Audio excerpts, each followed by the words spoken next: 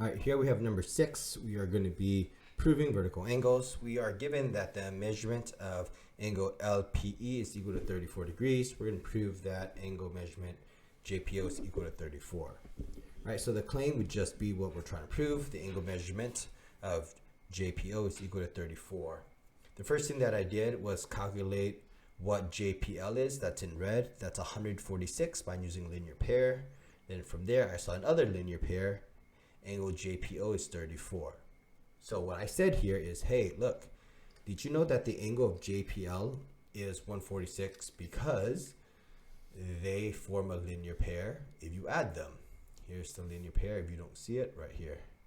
Okay, JPL and LPE.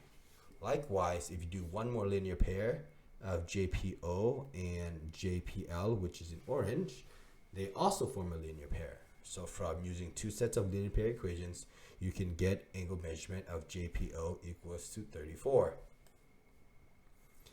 Next, B, you're given T is the midpoint of line segment SU. You're going to prove X is equal to 5.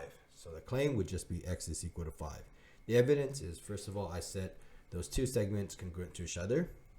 Then I set the equation equal to each other, ST equals to TU. I then plug in their expressions for each, 7x for ST, 3x plus 20 for TU, then solve for X.